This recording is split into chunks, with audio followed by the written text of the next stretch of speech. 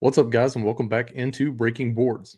In today's episode, we're going to talk about Sunday morning football, the London game, with the Los Angeles Rams traveling to take on the Jacksonville Jaguars.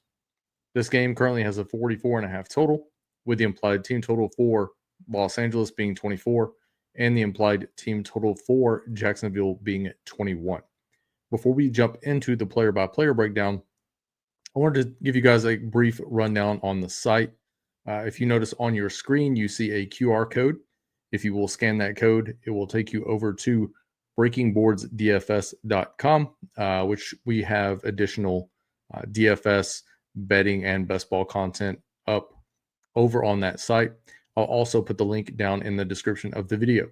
If you go over to the site, scrolling down here, this is just kind of the header, but you'll see many articles, right? You see the main slate breakdown just went up this morning.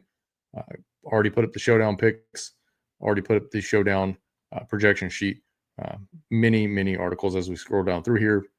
Thursday night's betting content went 4 for 4 on picks, and we're not talking about minus 370 bets here. We're talking about every pick that we put in was minus 114. Again, 4 for 4 on those. But if you go over to the site and you want to get involved, everything is on a 7-day free trial. Currently debating on whether or not I should bring that to an end. Having a lot of people that are coming over, checking things out, and then leaving, even though I feel as though we're making progress on the site. Again, 4 for 4 on the bets. Had someone reach out to me and said they won $5K on Monday night, took down a GPP with the content. So cool with everyone coming and check it out, but wondering what I can do better and what I could offer to get you guys to hang around. I know everybody's financial situation is different, but here are the plans that are available. $9.99. You can come read out the breakdown for that.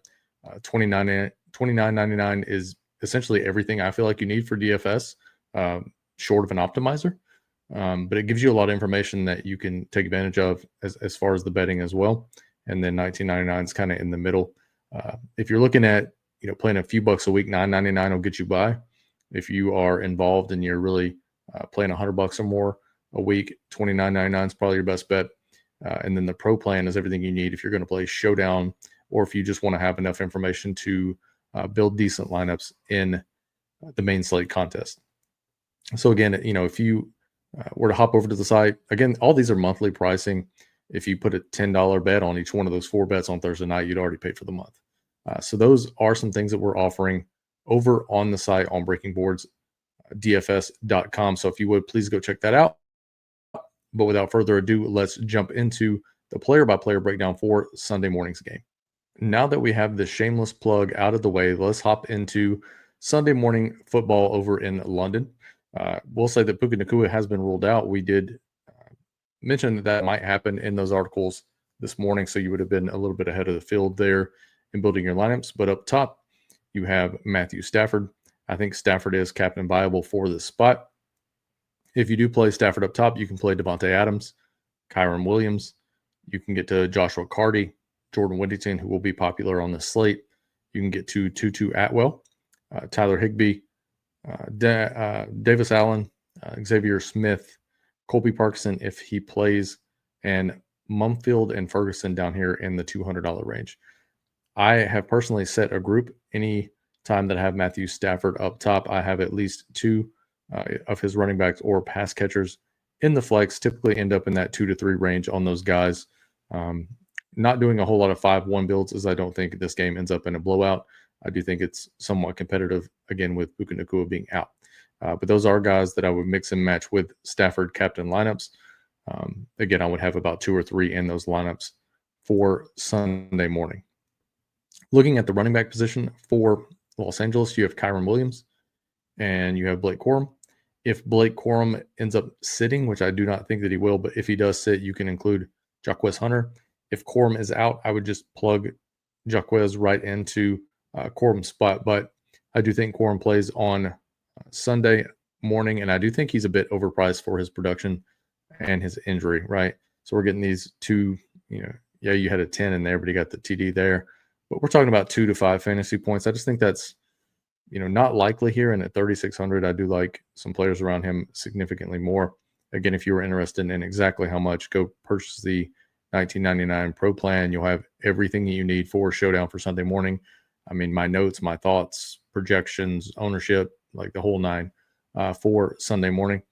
One of my favorite plays on the board is going to be Kyron Williams taking on this Jacksonville squad. I think we're looking probably 19, 20 points here from Kyron. He's seen quite a few touches. I mean, 24 touches here in week number 5, and I think they're going to lean on him more with Puka being out of the lineup.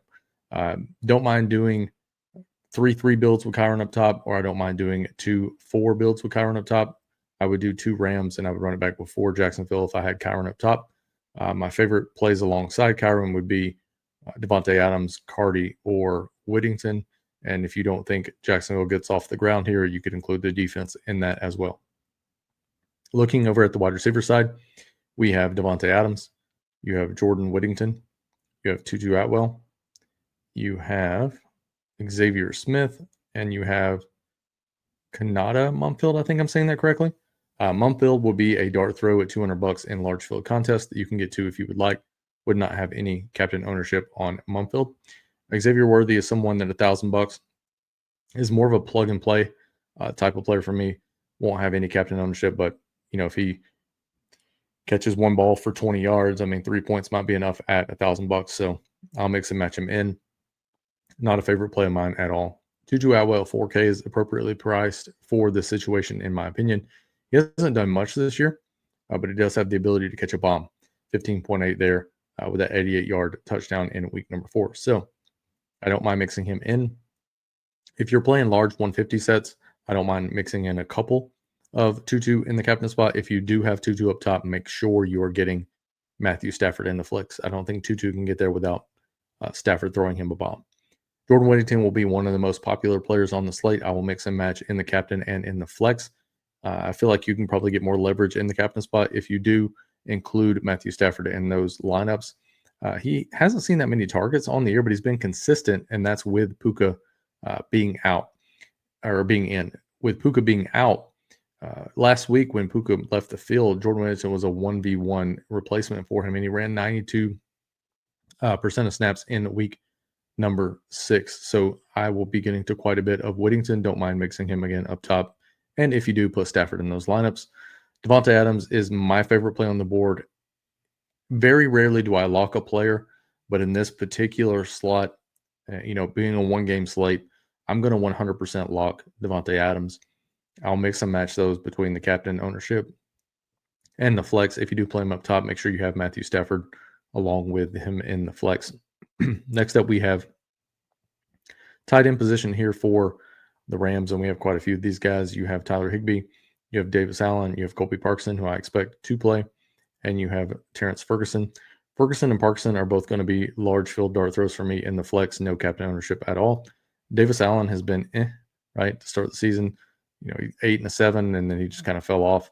I don't mind getting him in a couple of lineups, but he's predominantly going to be in the flex spot. I'm not going to have any captain ownership on him. I like him in the lineups that you have Stafford up top. If you have a Stafford captain and you happen to get Davis Allen along with like a Devontae and maybe Kyron in the flex, I don't mind those kinds of lineups at all. And then Tyler Higbee is someone that I'll kind of give a bump to here with Puka being off the field. He does have a little bit of upside, but not one of my favorite players in the NFL, and he tends to leave the game injured a lot.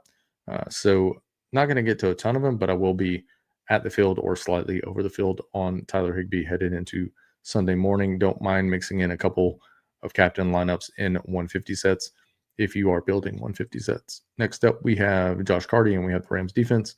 Won't get to any of these guys in the captain spot. Will probably be 8 to 20% or so in the flex on Sunday morning.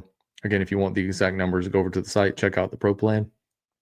But, I don't mind getting these guys mixed in, but they just don't really have that ceiling outcome that we're looking for. I mean, 17 might get it done, but I think Devontae Adams probably sees more than that. So these guys will be flex plays for me only on Sunday morning. We'll mix them in like we just discussed. Rolling over to the Jacksonville side, up top, Trevor Lawrence, if I can get him in the right spot. You can pair alongside Brian Thomas, Trevor Etienne, Travis Hunter, Cam Little, Bishal Tootin, Denami Brown, who I expect to play. You can get Long in there. You can get Parker Washington, Patrick, LaQuint Allen, Munt. I mean, they have a lot of guys here who are seeing passes and things of that nature for Jacksonville. I didn't just notice their blocking tight end didn't get ruled out, so they might go to more of a 3 wide receiver base in this game. So if you have Lawrence up top, I would mix and match. And again, I set a group here. You want at least 2 or 3 of those guys in each one of your Trevor Lawrence captain lineups. Running over to the running back position for Jacksonville, you have Travis Etienne, you have Bishal Tootin, and you have LaQuint Allen. Allen's someone that I don't mind mixing and matching in. He doesn't really have a ceiling whatsoever. He's just kind of a couple points. I do like some players around him more, so I won't get to a lot of LaQuint Allen. Bishal Tootin is someone that I expected more from, and we saw it earlier this season. But he's just kind of fallen back into 2 to 4 carries and, maybe a target or 2 per week. So could he always get there? Sure. Not something I'm going to count on, so I'll be under the field on Bishal. I do think he is a bit overpriced given this scenario this week. Travis Etienne has played fine to start the season, but kind of fell off a bit over the last couple of weeks. He's someone that I'll look to be slightly under the field on in the captain spot and in the flex.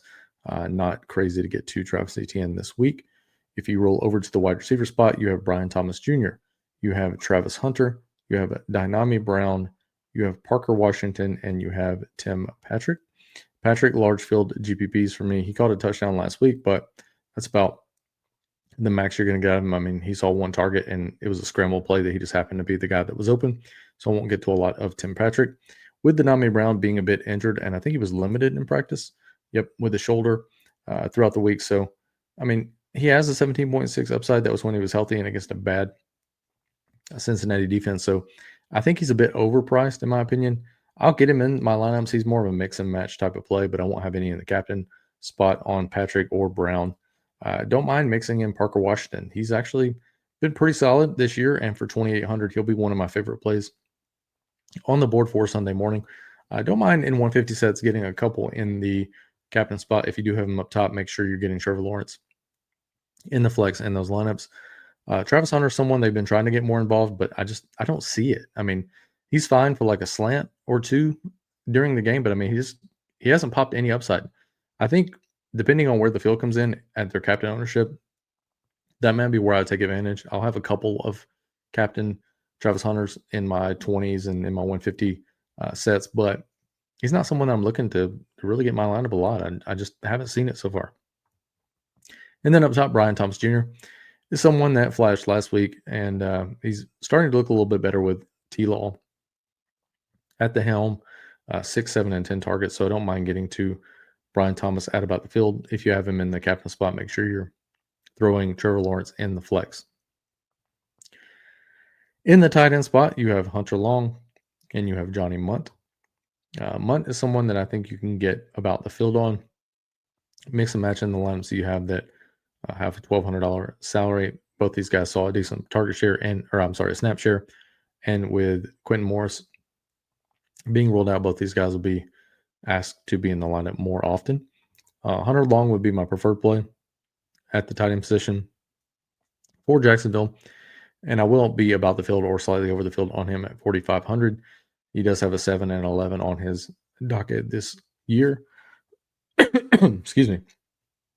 On his docket this year. And he's someone that I'll look to be about the field on. Probably won't get to any captain on Hunter Long. Sorry, guys. I'm still getting over being sick, so I'm sorry I'm coughing. Cam Little and the Jaguars defense. Cam Little is someone that he's probably my favorite of the kicker and defense plays in this game.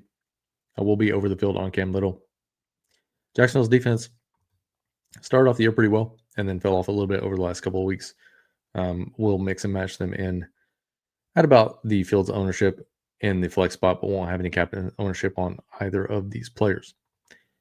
That's going to do it for Sunday morning's breakdown. Again, I apologize for being a little bit under the weather. I've been that way for the last couple of weeks, just kind of coughing my head off. And I appreciate you guys sticking around and working with me as I'm trying not to cough during the videos.